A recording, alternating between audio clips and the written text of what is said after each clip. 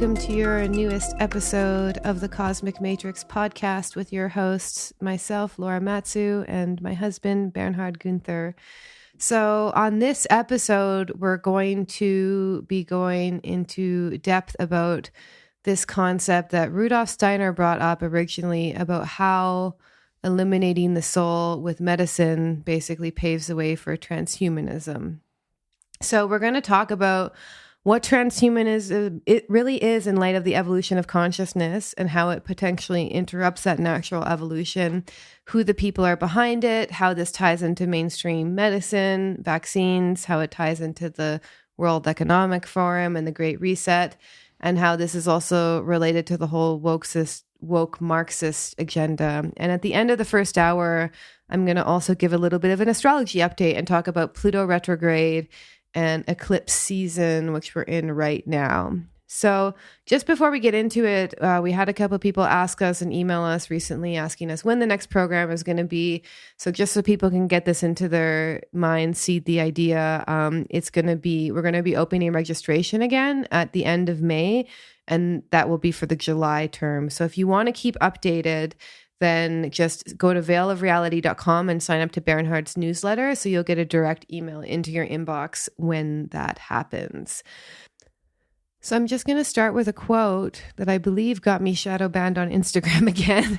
And it's a tweet that I wrote referencing the concept we're going to get into in this podcast. And I wrote, Rudolf Steiner said they would find a way to eliminate the soul with medicine.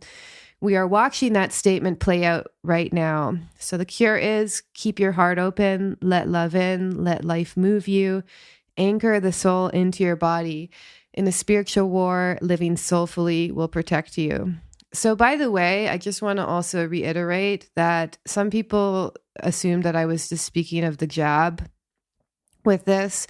And I get that his original quote was actually referencing vaccines in particular. But I personally think this is also happening with psychiatric drugs as well. So I think we're in a huge epidemic around that. And we're going to talk about that as well. But before we get into that, let's just define what transhumanism is. Yes, exactly. So we really need to understand what is actually transhumanism, how that ties into the topic of this podcast, how eliminating the soul paves the way for transhumanism, how this all is interrelated. And I've written an article about this already like quite a few years ago, which I saw the dawning of transhumanism already coming and interfering with the natural process of the evolution of consciousness. It's called Transhumanism, the Consciousness Trap. And it's in my notes under articles on my website, veilofreality.com. In that article, I quote Lisa Renee, and I want to quote her because she really encapsulates very well the definition of what transhumanism is about, how this ties into the interruption of the evolution of consciousness, soul snatching, and all that. So here we go.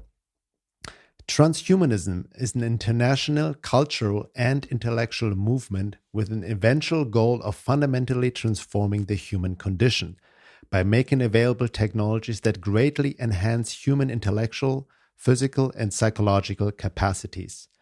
Many transhumanists believe in the compatibility between the human mind and computer hardware, with the implication that human consciousness can be transferred to alternative media known as mind uploading.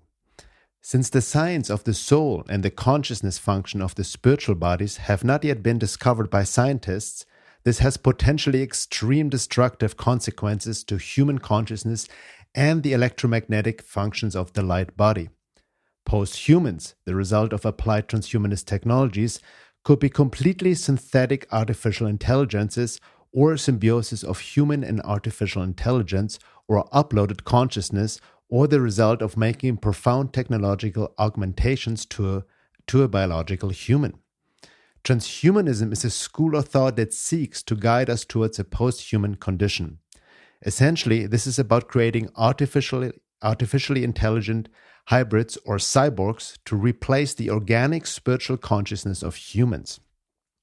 Some examples are redesigning the human organism using advanced nanotechnology or radical technological enhancements. Some of the proposed biological enhancements are using a combination of technologies such as genetic engineering, psychopharmacology, life extension therapies, neural interfaces, brain mapping, wearable or implanted computers, and entrainment of cognitive techniques. Most of these options are designed to disconnect the human soul from the human body and prepare the body to be used as a cell shell for a new host. Effectively, this is integrating technological and pharmaceutical hybridization to damage human DNA as preparation for body snatching. Transhumanism stresses the evolutionary perspective, yet it completely ignores the electromagnetic function of human DNA and the consciousness reality of the multidimensional human soul spirit. A primary goal of many transhumanists is to convince the public that embracing radical technology and science is in the human species' best interest. The grand deception of transhumanism is widely promoted as humans having control over their own evolution, when what they're really doing is selling the soul and losing access to organic human consciousness. And that's, again, a quote by Lisa Reedy from many, many years ago. And I've written about this many times as well in my own essays and articles, that the ultimate end goal of transhumanism, as she also talked about, is dislodging the soul from the body, from the physical body, dislodging the astral body, and prepping the physical body as a vehicle for another host to come in, for other forces, for occult hostile forces, for something else to embody the body, so to speak. So would it be that no longer...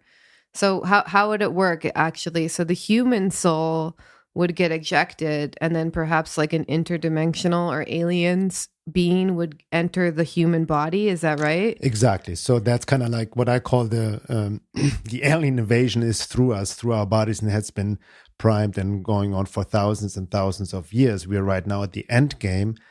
And by dislodging the soul from the body, so it just only hangs on the string, it creates entry points for other forces to come in. Because the whole idea of the hyperdimensional matrix and these other occult forces, which I've written about a lot, people know about on my website, and we've talked about this a lot over in past podcasts. There are other forces that kind of interfere and manipulate humanity from unseen realms, but they need entry points to come through. They need our own bodies to operate in this reality. So their agenda is really to disconnect us more and more from spirit, from God, from the divine, from our own soul, so they can take over our own bodies. Yeah. And literally prime our bodies as incarnational opportunities for their own essence to occupy our bodies. Mm-hmm. Does that make sense? Yeah. Because, my understanding, there's like kind of animal souls, there's nature spirits, there's human souls. Like, we're not all the same. Like, not all souls are alike, basically. They have certain kind of specific kinds of consciousness. So this maps into also the Pluto and Aquarius, which is going to happen in 2023. It's going to go kind of in and out, but it's going to enter in 2023, and then it's going to be there for 20 years. And that is also going to be an alien invasion of some sort collectively. Yes. And so this alien invasion most likely is not going to happen in the Hollywood way that we think, but it's going to happen through actually mass trauma, which would also be a Pluto and Aquarius theme. And then potentially these other forces from deep space and, other planetary beings entering into human bodies, basically. That's an excellent point, because a lot of people are, especially in the New Age fringe and out there, very much distracted by UFO disclosure, UFO sightings, and just kind of externalizing this whole UFO alien topics as if, very much influenced and also conditioned by Hollywood, as if these are physical aliens coming from distant planets and all of that. No. They're, for the most part, the UFO alien phenomenon is a hyperdimensional phenomenon. Beings, entities existing outside our five-sensory perception in a parallel universe, in another dimension, in another density. The shapeshifters that they can take on any form. I've gotten in depth into this in my documentary UFOs, Aliens, and the Question of Contact, which you can find also for free on my website. I did this one a few years ago. So it's really understanding that this quote unquote invasion or the war is through us. And like you mentioned, there are other forces. We know we're constantly surrounded by other forces and energies, the elemental energies, nature spirits, and all of that. Very benign spirits that really just do their own thing, so to speak, and don't interfere with humanity. But then there are hostile forces, adverse forces, occult forces, the archonic forces, draconian, reptilians, all kinds of other dimensional forces that live in their own world, have their own essence, that are that are not just part of our projection, so to speak, that interfere with human evolution. And many esoteric traditions have talked about it in depth, especially Sri Aurobindo. I quoted him quite a few times, that something came, has descended into earth and interfered with the natural evolution of human consciousness and the soul evolution. And that's what we see now playing out with transhumanism. And again, as Lisa Renee talked about, and effectively, this is integrating technological and pharmaceutical hybridization to damage human DNA as preparation for body snatching. Right? Yeah. And that, again, like you mentioned, it's not just transhumanism. It relates to the vaccine, especially mRNA vaccine, but also pharmaceuticals. So that's a big topic. Most people don't understand how that also damages the soul. Yeah, I mean, because the thing is if you look at basically the patterns that are behind a lot of mental illness, it has to do with suffering of the soul, basically, that needs to be addressed. Right. So then it's really terrifying, actually, because I was just looking up statistics, and 1 in 12 kids in the U.S. are on psychiatric drugs, including 1.2% of preschoolers. That's like 3 or 4 years old. Wow. And then 12.9% of 12 to 17-year-olds. And then 1 in 6 adults in 2013, which has increased now in the U.S. There was way more now. Yeah, for sure. 1 in 6, so maybe like 1 in 5, 1 in 4 now. So we have, and as someone who has also been on prescribed pharmaceuticals, even when I was a teen, who's known people who have been on pharmaceuticals, I have not personally witnessed anyone make a full mental and psychological, emotional, spiritual recovery while being on pharmaceuticals, So I take a bit of a strong view on it, because I also don't think that this is the answer. I don't think it works. This medical model where all mental illness is a chemical imbalance in the brain is totally materialistic as well. So, I think that we need to also look at this, and this is not helping us. I also have seen some real, I guess you could say, evil and darkness take over people who have been addicted to various kinds of psychiatric drugs as well.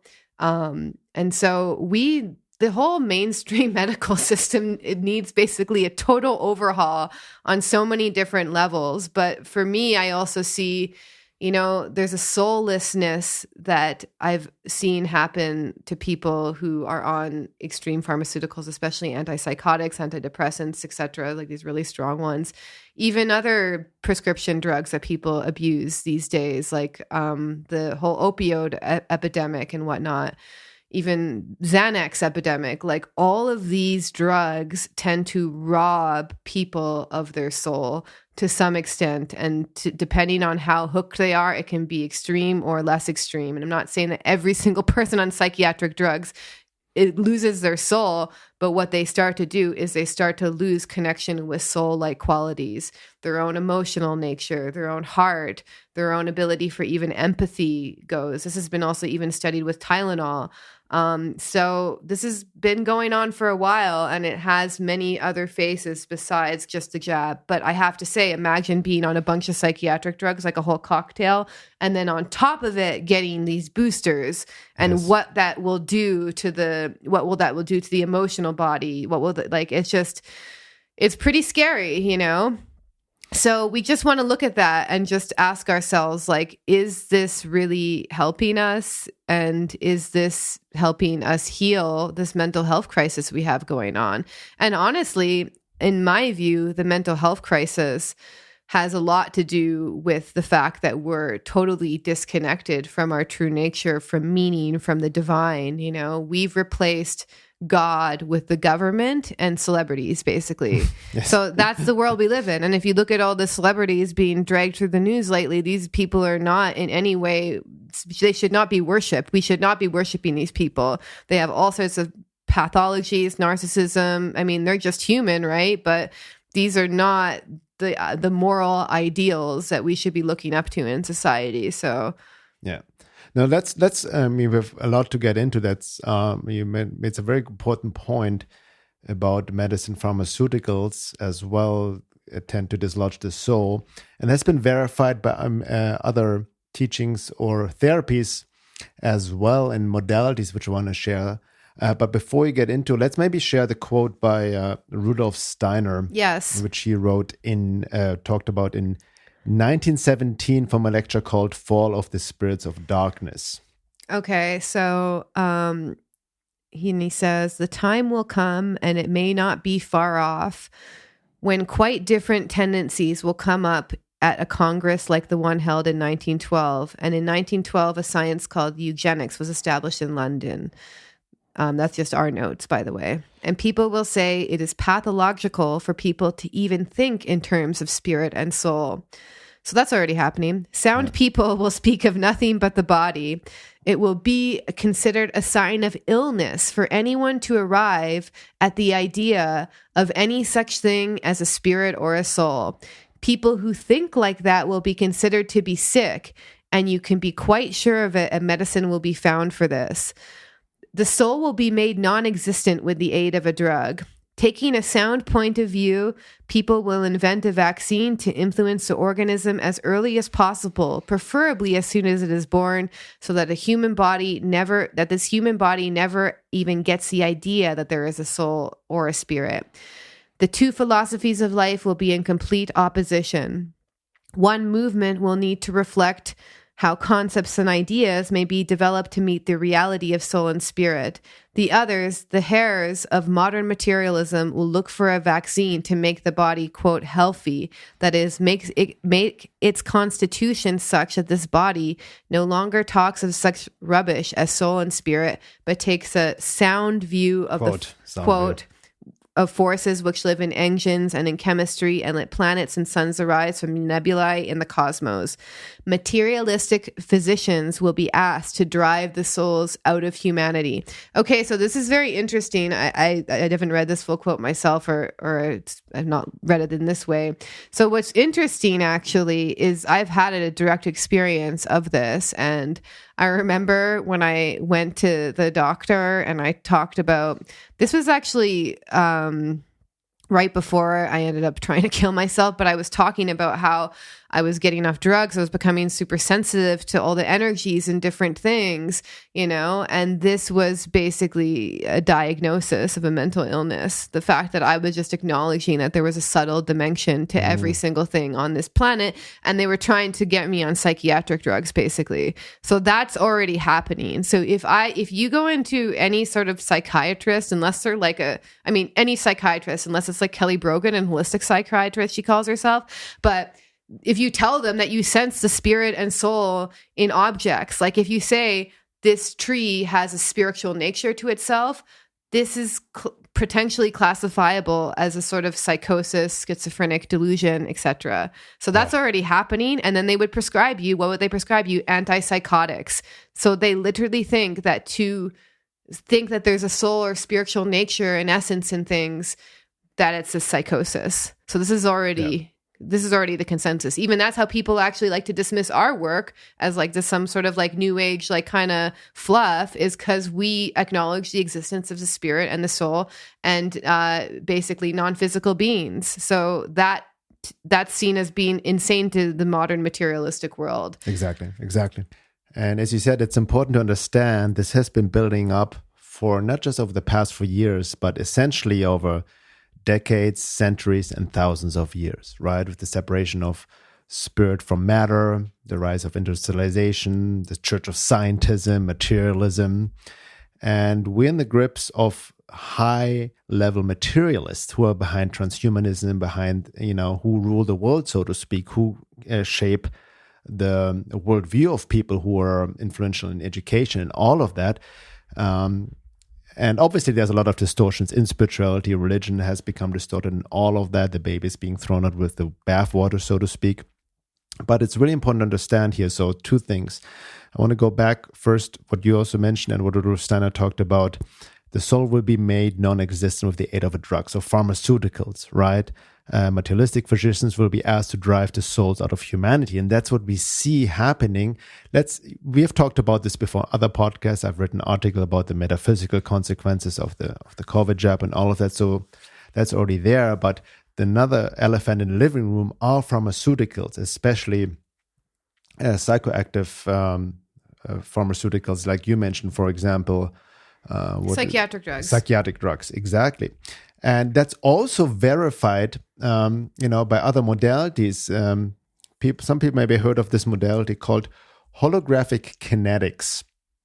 And holographic kinetics is an advanced therapeutic healing modality based on the ancient Aboriginal knowledge of lore, universal law, which understands that all things in nature are alive. I've studied holographic kinetics with its founder, Steve Richards. I got actually quote certified in it and used to work on people a few years ago throughout various sessions, and it was very fascinating. So with holographic kinetics, you also it's kind of type of also even past life regressions. It works with entity removal, but also understands the universal law. So everything you're dealing with, you have to take responsibility with. And the foundation of holographic kinetics, as Steve Richards talks about as well, that other forces, other entities, other beings, other powers can take us over, where there's an entry point. Entry point can be made via trap of agreement, kind of occult rituals, consciously, unconsciously, and all of that. But he has some very interesting lectures on YouTube. You can check it out and look for it, where he also talks about having worked with holographic kinetics on people who have been using a lot of pharmaceutical psychiatric drugs. And they've been also dealing with other dimensional entities, forces that came in because these pharmaceutical drugs have created entry points. They have disrupted the aura, damaged the astral body, and also dislodge the soul, similar to what the COVID mRNA vaccine is doing.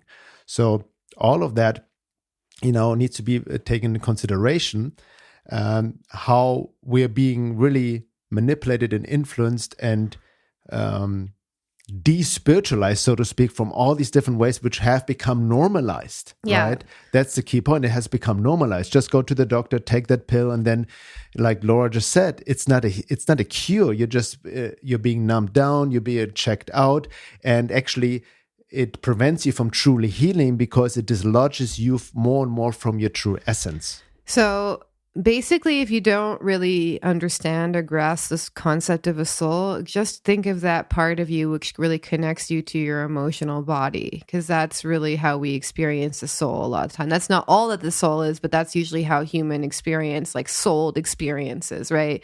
When you say someone's your soul mate, you feel a profound emotional connection with them usually. And the main insight I just had as you were talking, so in evolutionary astrology, Pluto is meant to be the force of evolution, but it's also meant to represent the soul. And it works on a psychological and emotional level. So if you could disconnect yourself from this kind of psychological and emotional process, you also disrupt yourself from the force of evolution and from the natural force of evolution that wants to happen, basically. So that's what we're dealing with, is we have almost like this organic force of evolution that you can see in nature, that you can see when you actually, learn your lessons on the spiritual path through what reality is showing you within and without. But also you can disrupt that process and you can try and avoid it. And if you're disconnected from your emotional, psychological body, I guess you could say, that the soul tends to kind of manifest through, then you also can get in the way not only of your own personal evolution, but get enough people doing that and the collective evolution can be derailed as well. And I've also seen, it's interesting, from reports from people who have been on psychiatric drugs for a long time, antidepressants, anti-anxiety medicines, all of that they, yes, they don't feel the pain, the anxiety, the depression anymore, but they have become completely numb. Oh, yeah. And I remember many years ago, I even read an interview with, Trent Reznor from Nine Inch Nails. Yes. And he got on antidepressants and all that. but he realized like he became so numb that he lost his creativity. So it turns off your access to your creative potential, which is actually your creative potential is grounded in essence, in spirit, in your soul. That's where your true creativity comes from. On that now, that's why these other forces need us to create their desired reality through us, because the negative alien forces, negative occult forces, what they lack is creativity, right? Because they're so on the opposite end of God, so to speak, in this negative, egoistic, narcissistic essence, so to speak, that they are removed from the spirit of creativity. Yes. And it's interesting, I mean, because I also have experience. I was on SSRIs, or I didn't take them for very long because they made me miserable, actually. So I was kind of this like struggling like artist martyr archetype, I was just like deeply suffering because I had all this unacknowledged trauma I wasn't aware of. And then it was trauma on top of trauma. And I just remember how much like extreme pain I was in all the time. My soul was like literally screaming out for help, basically. But then when I took the SSRIs, I went numb and I was like, this is dangerous and this is so much worse. And when I went numb, that's when I was like, okay, I can like logically plan out my death, basically. Like that's the state that I was in. And it was so much worse for me, meaning there was part of my own soul that realized I would rather deeply, deeply suffer than be numb in this, because the numb option makes it so much worse. And then that's also why I think that a lot of people end up killing themselves on psychiatric drugs, because they're numb enough to do it. But when you're really like in turmoil, it's kind of hard to do it because you're already in this kind of basic turmoil in everyday life. So yeah, and also then when you're that numb, no more checked out, lack of creativity, it affects the will as well. So you're just lethargic, you're just sitting around, you're easier controlled, you just consume media, internet, porn, food, drugs. It's a downward spiral. Yes. And that's exactly what they want. Exactly. Right? They just want you to be checked out. So I want to mention another, so I mentioned holographic kinetics that verifies this issue of pharmaceutical drugs from a metaphysical perspective, dislodging the soul, creating entry points for other forces to come in. And another source that confirmed that is a book by Thomas Mayer, German student or practitioner of Rudolf Steiner's work. And I mentioned his work before in a previous podcast. He really wrote a fascinating book called Corona Vaccines from the Spiritual Perspective, Consequences on Soul and Spirit in the Life After Death. And there's a PDF that's floating around based on this book. It's just an excerpt from the book. I've actually contacted him, and he's working on the full English translation of the full book, which I'm looking forward to. I'm also already getting the German version. I'm looking forward to hopefully have him on the podcast too at some point. But he also opens up his book with the quote by Rudolf Steiner saying, people will be inoculated against their disposition towards spiritual ideas. The materialistic physicians will be entrusted with the task of expelling the souls from mankind. So that kind of ties into the quote we just read from Steiner as well. But in this book, he also goes beyond the corona vaccine, how it affects on the metaphysical body and how it eliminates the soul, it dislodges the soul from the Rudolf Steiner perspective, Rudolf Steiner cosmology, and also how it affects actually negatively souls in the afterlife, right? People who die on the vaccine potentially stay in the lower astral realm as earthbound spirits. He goes deeper into that as well, that kind of soul hijacking, soul snatching. But he also does talk about pharmaceuticals as well, and the detrimental effect on the astral body, on the real I, from the Rudolf Steiner cosmology view. So also verifying what we were just talking about. Yeah. Right. Yeah. Because the whole point in, psycho-spiritual work, which we also talk about in our course, is connecting this real I with, I guess, what you could call your higher self or the true self. You know what I mean? Yeah. And then you strengthen that connection through psycho-spiritual work.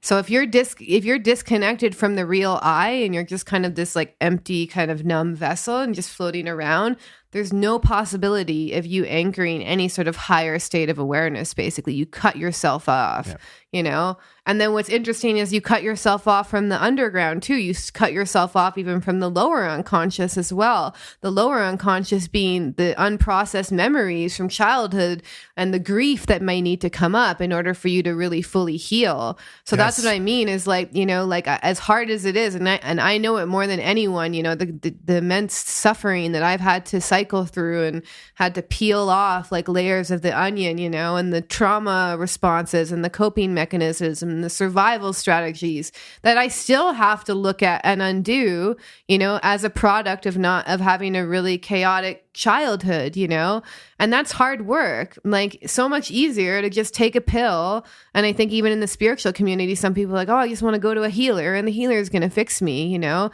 but this is actually what souls are made out of. Souls are made out of this kind of deep, almost existential struggle that happens, you know, and if you can do that to kind of grow your soul, to grow your own heart, even through the process of suffering and the ascend and descend, you know, you really get this kind of higher state of awareness and you get this kind of rebirth, you know, but that's what I think actually, basically these kind of pharmaceutical drugs can cut us off from the necessary descend that needs to happen so that we can actually experience the psychological, emotional rebirth. Yeah. That also reminds me, the more you're disconnected from soul, from spirit, the dislodging of the soul through these artificial means, most people are not aware of, it also disconnects you from your inner guidance, from your intuition. Totally. And what happens then, you know, the more you're disconnected from your inner guidance, intuition, your internal compass, you're in a deeper inner purpose, then the more you externalize, the more you look outside for guidance. And that's the birth or the really creation of fallen authoritarian people. And that's you what we can see. be easily controlled. Easier you know? controlled. That's why, you know, the people are extremely inoculated, booster shots on all kinds of pharmaceuticals, they tend to be the authoritarian followers. Yes. Right? They go just along with the program. They just repeat what they're being told and they become instruments, quote unquote, agents of the matrix. Yes. So should I get into the astrology or? Just one more before you dive into that. I want to share one quote and we go deep into that in a second. Now I wanted to address two things real quick. Number one, I also want to point out, even with holographic kinetics, Steve Richards have talked about this, Thomas Meyer as well. We just talked about pharmaceuticals, but I want to point out, and that may trigger some people, I don't want to go too deep into it, there's also detrimental effects if you overdo it with medicine plants, psychedelics, marijuana, cannabis, weed, and all of that. That can also damage the astral body, dislodge the soul, and other entities and forces can come in. Especially nowadays, cannabis is extremely strong and all of everything is being legalized. I'm all for it, but there's, again, the shadow side. People don't acknowledge some metaphysical dangers of these very powerful plants. So I want to just bring that up as well. Because especially if you already have like psychosis and stuff, like it can just exacerbate that and give more entry points for whatever, you know, in my view, psychosis is both like a product of the psyche projecting its trauma onto the world, but also there are other forces too, which come and highlight it and hijack it as well. So it's like a kind of dual experience. Okay, so... Yeah, just for reference, if people want to read more about it, I wrote 2 articles that are in my article section on my website under Shamanism, Psychedelics. One article called Altered States of Entrapment, the Plant Medicine Manipulation. And another article, Reflections on Ayahuasca, Psychedelics, and Marijuana, and a Critical Look at the Psychedelic Movement. I'm not throwing out the baby with the bathwater, if you will see for yourself, but there's some deeper implications which need to be considered as well in light of the topics we just talked about. So before we go to astrology, I just want to read one more quote because it's really fascinating. It really ties into what Rudolf Steiner said, right? The materialistic physicians will be entrusted with the task of expelling the souls from mankind. Or even as he says in the earlier quote, Rudolf Steiner, it is pathological for people to even think in terms of spirit and soul, right? That's what they're striving towards, right? Yeah. It will be considered a sign of illness for anyone to arrive at the idea of any such thing as a spirit or soul. So with that in mind, that was Rudolf Steiner in 1917. Consider this quote by, I hope I pronounce his name correctly, Yuval Noah Harari, who is actually the brainchild and advisor of Klaus Schwab regarding the Great Reset, right? And There's some videos out by him. I've posted them before on Telegram, and he wrote books about it. He's part of the World Economic Forum, a full-on transhumanist organic portal, so to speak. And he says, he even ties it into COVID. So here's direct quotes from some of his talks. COVID is critical because it convinces people to accept total biometric surveillance. If we want to stop this epidemic, we not only need to monitor people, we need to monitor what is happening under their skin. Humans are now hackable animals. The whole idea that humans have this soul, spirit, and they have free will and nobody knows what's happening inside me, that's over. There's no such a thing as free will.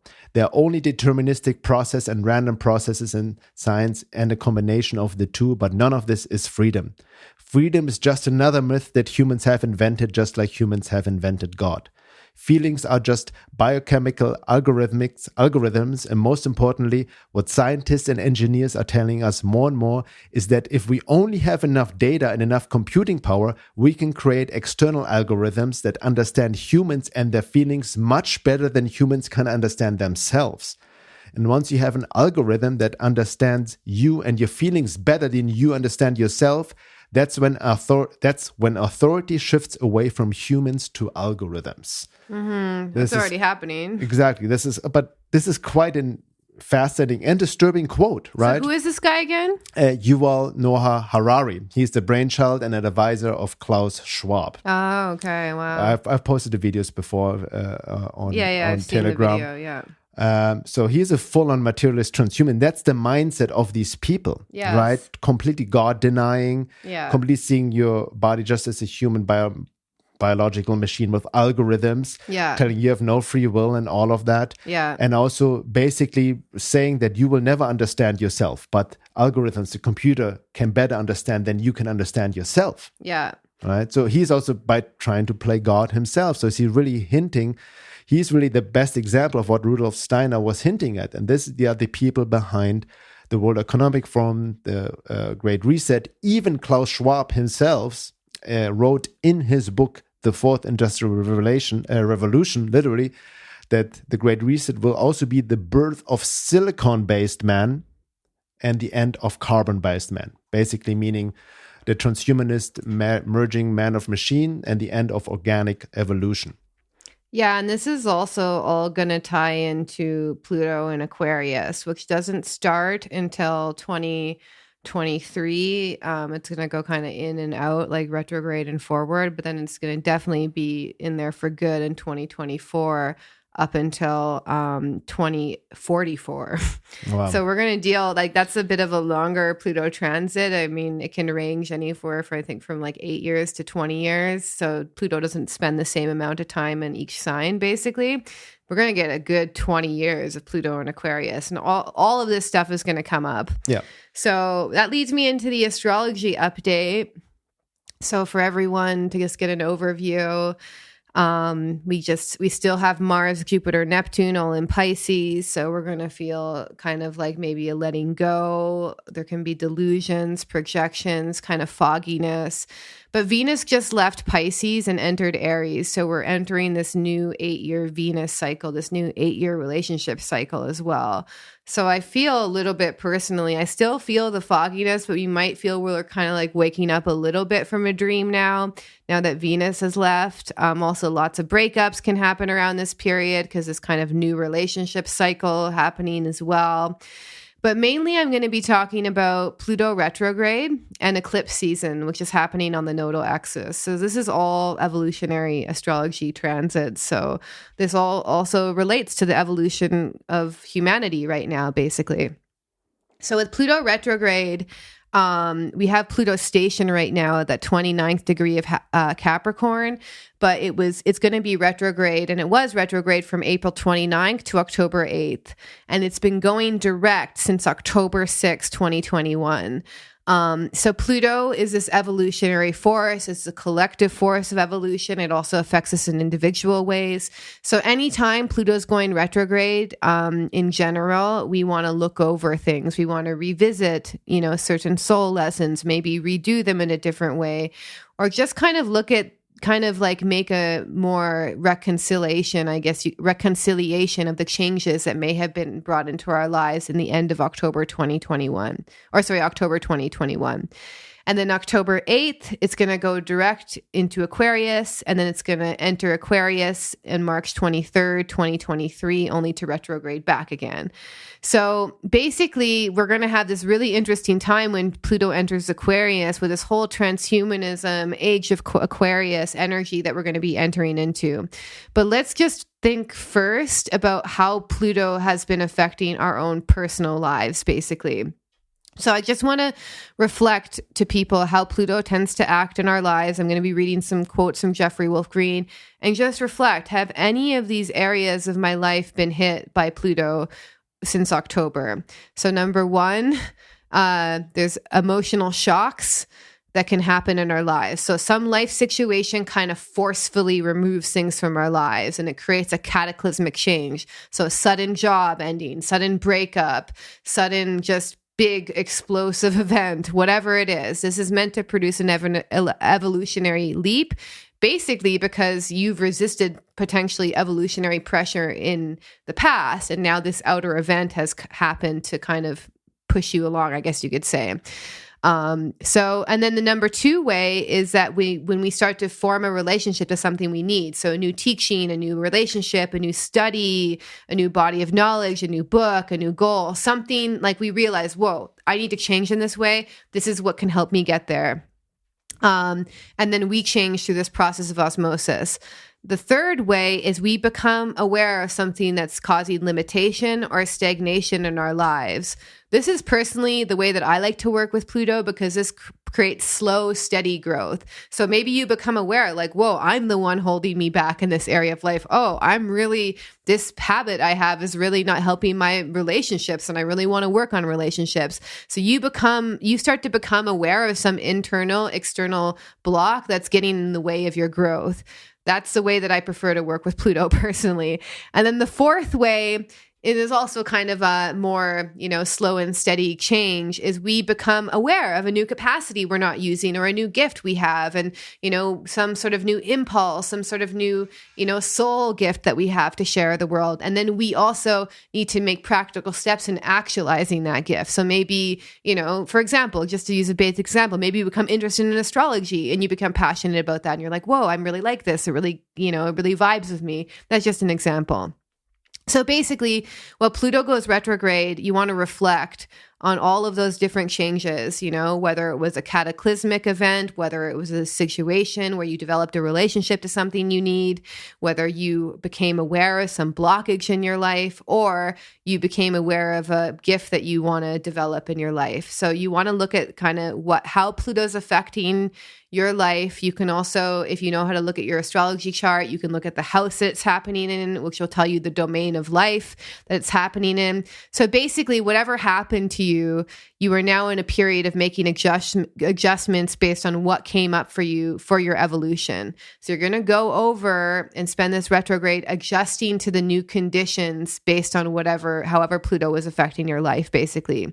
So retrogrades in general, redo, reinvent, go over, look what's going on in your life to understand the evolutionary process that's occurring. So now I'm going to talk about the eclipse season that's happening now as well. So this has been pretty interesting. We already had this solar eclipse happen on April 30th, which was in Taurus.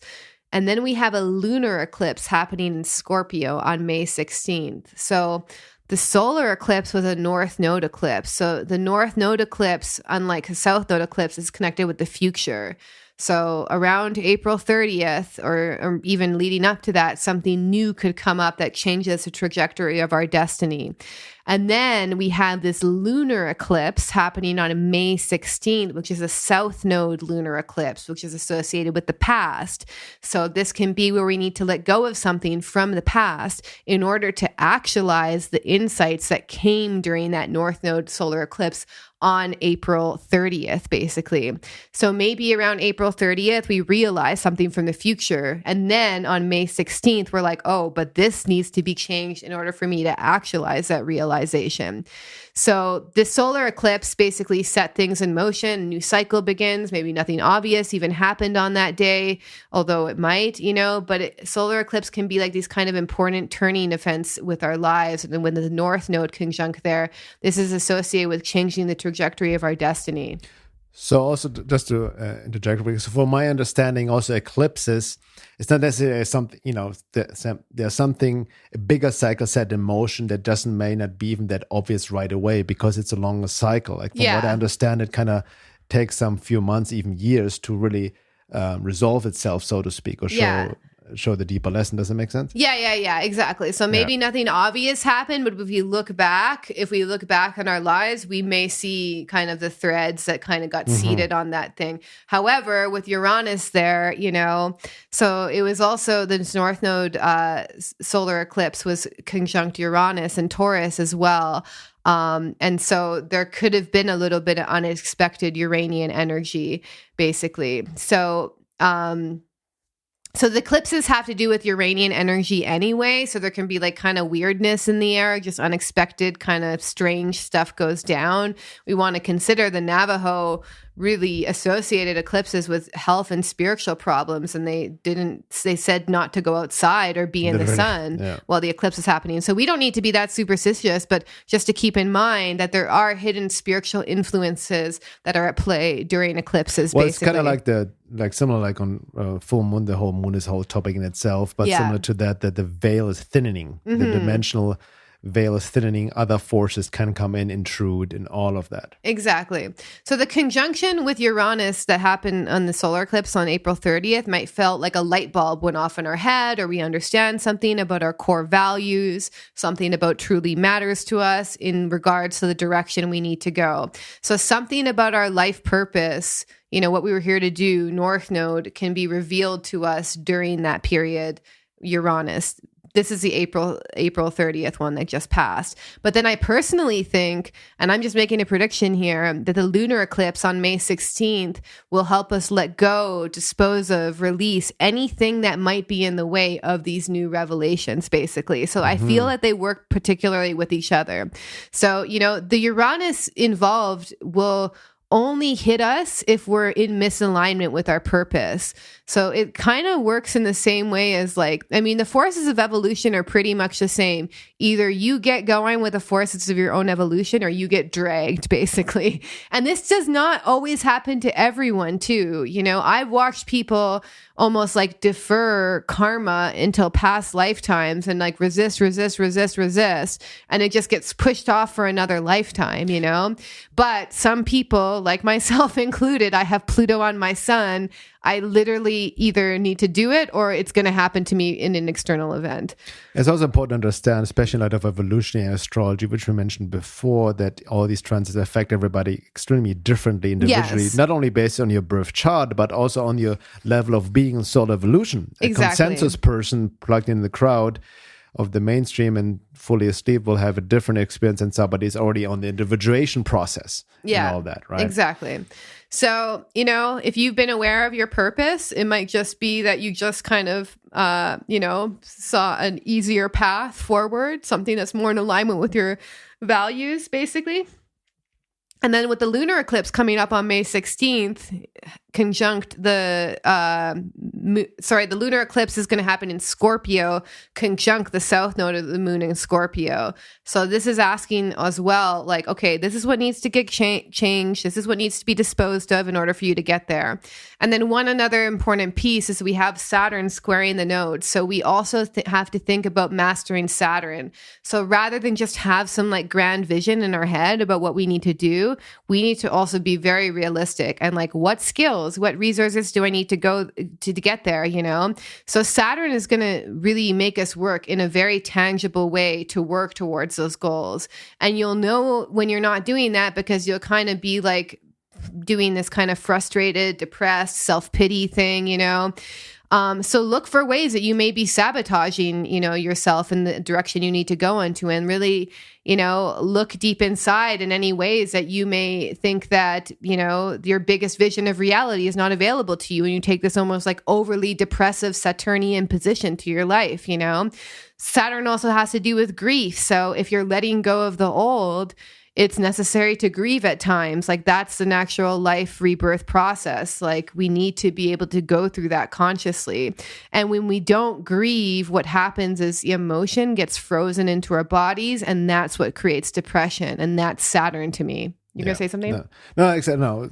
Exactly. That I think it's very important to understand, like as you were sharing is also, it even shows me again, especially like evolutionary astrology, seeing it. You see the evolution of consciousness through the lens of these planetary alignments, right? Yeah. Or what needs to happen. So there are other forces outside our control, so to speak, that bring up certain things. And it's always an archetypal battle between quote and dark and light, in terms of how to use these energies, right? In a sense, for the purpose of your evolution, or you resist it. Yeah. Right. So it's also, in light of what the topic of this podcast, transhumanist agenda and all of that, and the computerization of society and all this immense technology. I mean, that's ruled by Aquarius. Yes. Right? That's all Aquarian theme. And we're moving Pluto, the underworld god, the god of the underworld, is moving into Aquarius soon, right? And stays there. So what I want to mention, so what's happening with the transhumanism agenda and AI, it's inevitable. It's going to happen. But how it plays out, we don't know yet. Yes. There's also important not to have a knee-jerk reaction of this nostalgic, archaic revival and just like, oh, we need to reject all technology and just be in nature, grow our food, and live like the Amish people, which maybe it's not that bad of an idea. Yeah. I'm not saying there's anything wrong with it, but careful of it's again what consciousness is using technology. In a sense, it's also an aspect of God. So we already, even if we use the technology now to reach all of you, our podcasts and how we're connected. So it all depends how we use it. That's really what it comes down to. Yeah. Okay. So I'm just going to finish the notes I made for the astrology and tie that all together. So basically, if that new moon on April 30th brought some surprising event to your life, whatever it was meant to make some sort of shift in your life, bringing you a wake-up call, basically. So these wake-up calls that we get from the universe, we should thank the divine for bringing us these wake-up calls, because even though they're painful, they're meant to be sources of liberation. So asking yourself, what do I need to liberate myself so I'm living a life in alignment with my true values, Taurus? How can I rework my life to be a better reflection of my authentic self? So just to go over, the full moon, April 30th, was associated with seeding the future, as it was conjunct the North Node, and the lunar eclipse conjunct the South Node on May 16th is associated with letting go of the past, of the things that are draining us. So coming up May 16th, we may need to rearrange things in our lives to get in more alignment with our own values, may need to get rid of things physically, emotionally, psychologically, spiritually. We're being faced with death of certain relationships, death of certain parts of ourselves, to make sure we're living in alignment with our values. And we also need to get out of this kind of Scorpio mode. Like, Scorpio can be a little bit codependent and always depending on others, like, save me, I need your power, With this North Node in Taurus, we need to focus on our own resources, our own skills. Like, don't rely on other people too much. The North Node in Taurus is asking you, what are your resources? What do you need to build to survive and thrive? And then the South Node lunar eclipse on May 16th is like, okay, what's draining your energy? Maybe you're draining other people's energy. Look at what's holding you back, what's causing stagnation, what you're holding on to that's not in alignment with your deeper values anymore. And the Taurus North Node really needs a simplicity as well. Like, that's why we need to get clear on our values so that we can say no to a bunch of things and really focus down. This is what's important to me, So time to narrow down, take stuff off your plate. Look at what's really important to you. Don't be afraid to let go of relationships, situations which are draining you. And then remember, Saturn squaring the nodes, also put in the work, a lot of people say that they want like better relationships or whatever, and they're not even reading books about relationships. They're not even studying relationships. Look at the ways that we hold ourselves back, and we say we want to do things, and then we actually don't put in the elbow grease, I guess you could say, to get there. That's kind of the Saturn thing. And then just looking at like what am I bringing in? What do I need to let go of on May 16th? And I'm just gonna end with this quote that I wrote about the Taurus Scorpio axis, which I have on my notes as well. And this is kind of this death rebirth process Scorpio forces you to go through. And I wrote, often when we feel like we might die or want to die, or even when one starts to consider suicide, what's often happening to us psychospiritually is that a part of us will need to die for this next phase of life. So if you feel like you're being challenged right now, hold on. This urge towards death represents a potential for a psychological rebirth if we're brave enough to weather the storm. And the spiritual path is an ongoing death and rebirth process. You must get used to letting go of the person you were so you can become who you really are. Beautifully said. Exactly. That also encapsulates the times we're in, the death rebirth process. And, with everything that's happening, with the transhumanist agenda, the attempt to eliminate the soul embodiment is the antidote, right? So that's what we also dive deeper into our next run of our course. So keep an eye and ear out for that. Enrollment starts end of May. And also, this is the end of the first hour.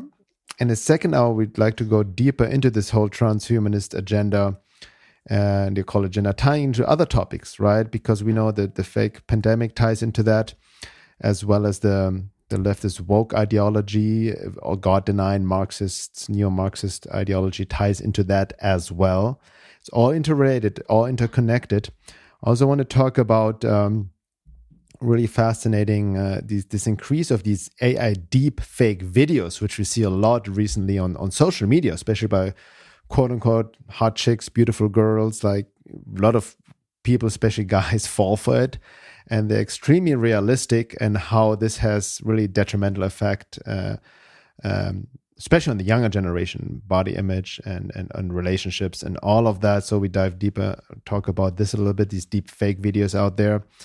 Ties into social engineering, mind programming, the obsession with the physical body and all of that. And we also talked a little bit about Elon Musk, some very interesting developments with him purchasing Twitter. A lot of people are really happy about it and all of that. But what's really going on? What is his true view in light of the transhumanist agenda, for example? So we'll be talking about that as well as giving you, again, more deeper insights, practical advice and suggestions, how to navigate these times and really stay embodied, stay soul embodied, because that's really the antidote to everything that's happening, to stay connected to your essence, to your inner guidance, to the God, to the divine within, because that will help. That's the light out of the tunnel, so to speak, or the light at the end of the tunnel that guides us through these times we're in right now, through this time of transition. All right. If you already a member, to have access to the second hour, you can check it out. If not, then feel free to sign up on my website, veilofreality.com. You can sign up to the membership to also support Laura's and my work, and give you access to the second hour of all podcasts, as well as to the membership forum. And with that being said, see you all in the second hour.